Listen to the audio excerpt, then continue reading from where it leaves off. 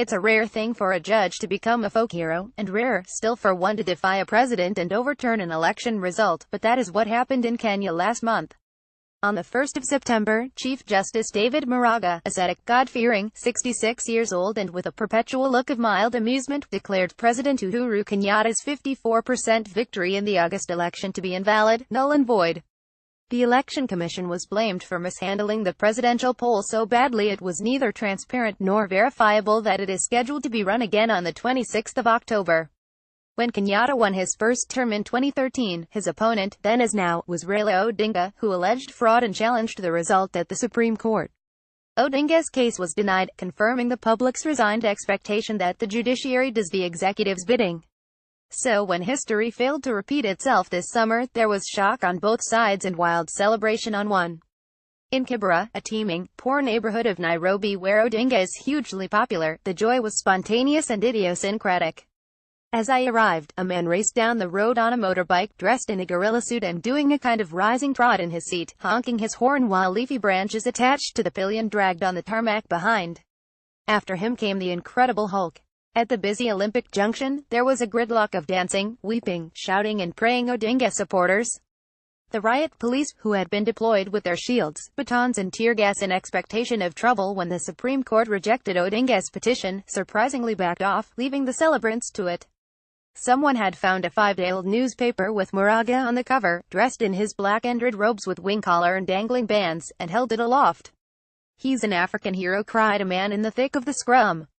"Maraga is a great man," a woman told me as she marched by. Outside Kenya, too, the decision by Maraga and his 5 fellow judges was praised. Across Africa, presidents have learned to bend democracy to their will, using constitutional amendments, intimidation and ballot stuffing to stay in power while holding the kind of regular elections that Western donors like to see. Indeed, foreign observers had said that the voting process in Kenya on election day was credible, though they had failed to pronounce on the tallying where things went awry. The Supreme Court ruling was unprecedented in Africa, but it is no quick fix for Kenya's political malaise. The country has played the part of optimistic bellwether before. In 2002, voters finally rid themselves of Daniel Arap Moi, an ostentatiously venal president who ruled the country for 24 years.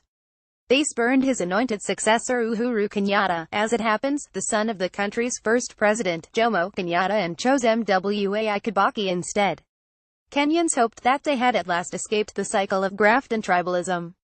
But corruption came to define Kibaki's 2 terms and the political violence that followed his disputed 2007 re-election, in which more than 1,100 people died, scarred his presidency.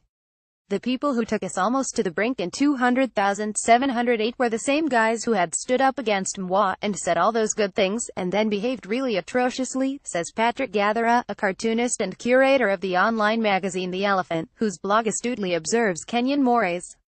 People realized nothing had changed, and we've never really been able to recover from that. The short-termism of electoral democracy is at odds with the long game of political reform. Few look fondly on the Kibaki years, but it was during his second term that Kenya got the new constitution, in 2010. It was designed to address the winner-takes-all nature of presidential politics and, in both 2013 and this year, has shown signs of doing so, and it laid the foundation for the Supreme Court's power to annul the election. In Kenyan politics, however, hope is fleeting. After the initial surprise and exuberance, the response to the court ruling has proved partisan, pushing Kenya into deeper crisis. Odinga, who is 72, insisted that election officials be sacked and on the 10th of October withdrew from the rerun when his demands were not met. He hopes to force a cancellation of the vote, rather than it going ahead without him. For his part, Kenyatta feels cheated by unelected, unaccountable judges. As longtime rivals and political leaders of their respective communities, Kenyatta for the Kikayus and Odinga for the Luas, both men are drawing from deep wells of ethnic and personal anger. Their rhetoric since the court decision has become increasingly belligerent and dangerously divisive in a nation where political battles are often fought along tribal lines. Since August, firebrands on both sides have been charged with hate speech. Diplomats in Nairobi are more wary of potential violence now than they were ahead of the initial vote, a relatively peaceful election by Kenyan standards in which, nonetheless, around 24 people died. Kenyatta pledged to abide by the court decision and stand for re-election this month, but he has also denounced the judiciary. Hours after Maraga read the ruling, Kenyatta called the judges a bunch of Wakora crooks in Kiswahili during an impromptu speech from the sunroof of a four-wheel drive close to a beer and barbecue joint in Nairobi, where he had been socializing with the regulars. He has promised to fix the courts and accused them of a judicial coup subverting the will of the people. But it is not the courts that need fixing. The fundamental problem in Kenya is this failure to deal with the state to fix it, and it keeps fucking us up over and over and over again, says Gathara.